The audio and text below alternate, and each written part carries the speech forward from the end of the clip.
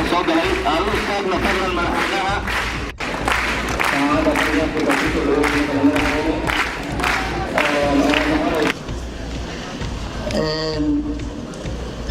ugu horeyn waxaan la qabaa sheekh cabdiwaaxid inaan u ducayno dadkii dhaxalkan ka tegay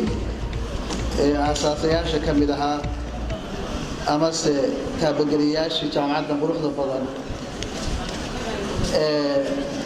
runtii markaad eegto waktiga yarkaa ay jirtay iyo guusha iyo horumarka ay gaartay uu yahay mid runtii aad iyo aad u wanaagsan oo baaxadle oo mugle uu yahay. waxaan rabaa marka hore inaan hambalyo idhaahdo dhallinyaradan aan u hambalyayno aanan idhaahno 4 sano oo shaqo ah 4 sano oo imtixaanaad ah 4 sano oo wax dhib yar maaha waxbarashadu wax sahlan maaha qofka marka CV-giisa la eegayo oo la leeyahay 4 sano oo soo dhammaystay waxaa la tijaabinayaa oo la fiirinayaa maaha waxa uu yaqaano oo uu bartay keliya maaha qofku inuu dulqaad 4 sano ah oo soo kallaho oo habeenkii goor dambe uu ku gaaro soo jeed taa laftigeeda ayaa qiimayn leh marka waxaa la qiimeynayaa oo maanta hambaryada la leeyahay waxaa weeye waa shaqada tirada badan oo adkayd ee aad soo marteen 4 sano weeye waan idinka hambaryeynayna waxaan hambaryo u diraynaa sidoo kale oo runtii bogaadin mudan waalidiinta ku soo tabcay laga yaabe in badan oo ka mid ihi duruufo adag maanta Soomaaliya duruufaha ku jirta waa isla ogsoonahay dhammaanteen duruuf adag idinku soo barbaariyey idin soo gaarsiiyey meesha aad joogtaan waalidiintaasi iyana bogaadin bay mudan yihiin waana mahadsan yihiin maanta waxaa weeye jaamacadda qof ka baxaahay waxaa la yidhahdaa maanta waad qaan gaarteen maanta wax badan baad ogtiin oo fahamsantihiin maanta adduunku suu shaqeeyo iyo waxaa jira qofka aqoonta leh waxa weeye macluumaadka aad haysataan maanta ayaa waxaan is leenahay wax badan waxay ka bedelayaan qofnimadiina noloshiina iyo horumarkiina su-aashu waxa weeye marka waxbarashada ama tacliintu waxaa la yidhaha it's not an end to itself maaha ayadu goolkii maaha waxbarashadu waxaa weeye furihii iyo farsamadii aad noloshiina shakhsiyadeed aad wax uga bedeli lahaydeen waa furihii iyo farsamadii aad reerkiina iyo familigiina wax uga bedeli lahayd waa furihii iyo farsamadii aad dalkiina Puntland iyo Soomaaliyaba aad wax uga bedeli lahaydeen taas weeye maaha ayadu waan gaaray waan qalin jabiyey waan guulaystay halkaas ku egtay maaha weeye shaqa hadday bilaabato runtii waxaan rabnaa marka waxyaabaha loo baahan yahay oo waxbarashadu inay wax ka bedesho waxaa weeye environmentka aad ku nooshahay waxaa laga yaabaa qofka dhallinyarada ahi wax baranaya ahi wuxuu maskaxda ku hayaa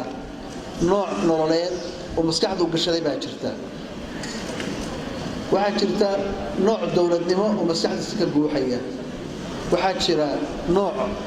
aragti uu ka aaminsan yahay ee bay'ada uu ku nool yahay qaab uu ugu fakarayo uu jeclana inay ahaato waxaan rabaa marka taas amase isbeddelka change-gaas aad raadinaysaan oo aad dalkiina iyo dadkiina la raadinaysaan in aad furihii aad u noqotaan baa laydinka rabaa waxaa weeye you have to be part of that change isbeddelkaasi waxaa la rabaa idinka inuu idinka bilowdaa karo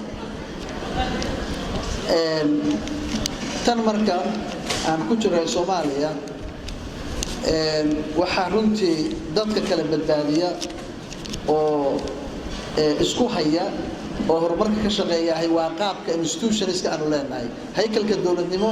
ee aanu haysano ama aanu isticmaalayno way waxa isbeddelka suubinaya kaasna dad buu baahan yahay dadkiina waa idinka weey maxay tahay micnaheedu waxa la rabaa marka anigu maanta sidaan u noolahay wiilkayga iyo wiilkiisu waa inaan ku fakaraa inuu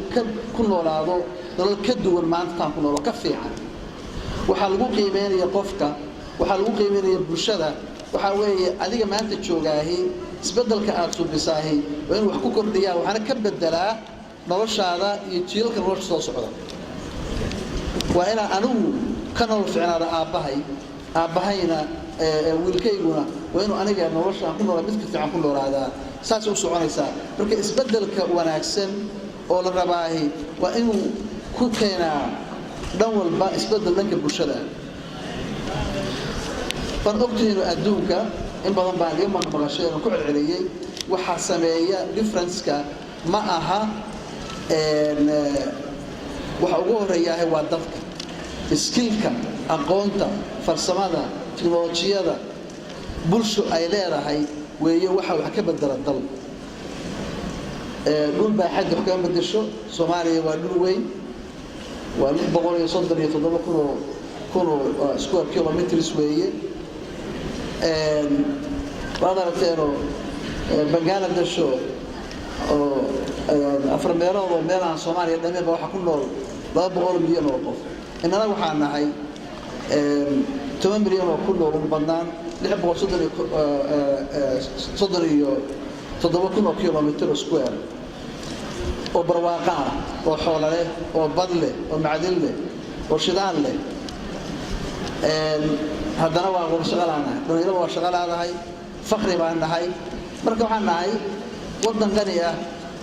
oo ay ku nool yihiin dul fadhiyaan dad faqriya marka su'aasha mar walba maskaxdeena ku soo laalaabata waa inay noqotaa si u dhacday marka why how maxaa keena dad aan dhul balahayn ama dhul yar leh oo faqri ah oo wadamada qaar ku aragteen oo wadamo aan waxba lahayn wax resource aan lahayn waxay yihiin wadamada adduunka ugu qanisan uguna taajirsan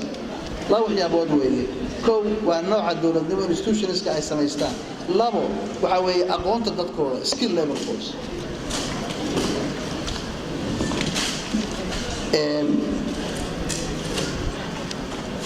Afrika waa qaaradda adduunka ugu qanisan weeye kasoo qaad wadan wadamada ugu qanisan ugu dhulka weyn waxaa ka mid ah Congo ama Zaire Zaire oo 6 milyan oo qof ah ayaa sanadka waxa ka soo saartaa wax ka yar 15 bilyan oo dollar GDP-ga waa barateen dhaqaalaha Soomaaliya gross domestic product wax soo saarka sanadkii 15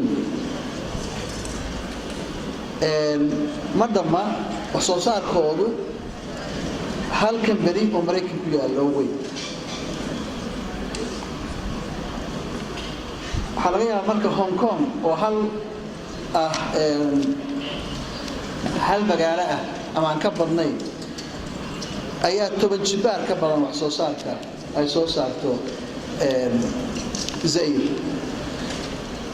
maxaa ku muuqanaya marka waxa weeye haddaan isbedel ku imaan institutionskaaga haykalkaaga dawladnimo haddaan isbedel ku imaan aqoontaada iyo garashada dadkaaga iyo caqligooda iyo farsamadooda wax isbedel nolosha iska bedelayaa ma jiraan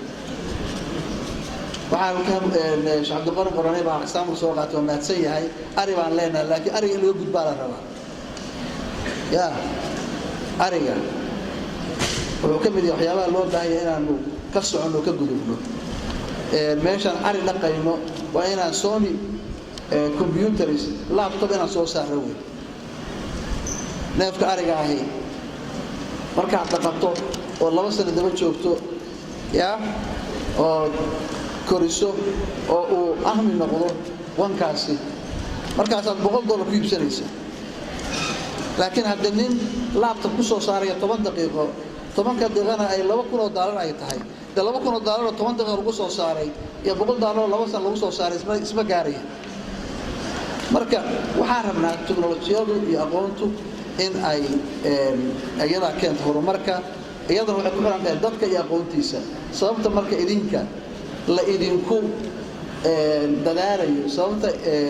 keenaysa in lagu farxo qalinjabintiina waxa weeye inaad samaysaan fikir ah inaad nolosha idinka dadkiina dalkiina wax ka bedeshaan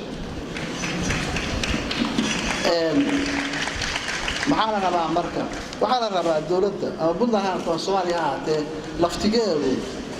ayadaa la rabaa inay abuurto jawigii dawladda waxaa waajiba ama shaqada u horeysa the first function of government political function waxa weeye inay abuurto environment inay abuurto jawi wanaagsan oo keeni kara in waxaas abuurmaan in aqoonta abuurato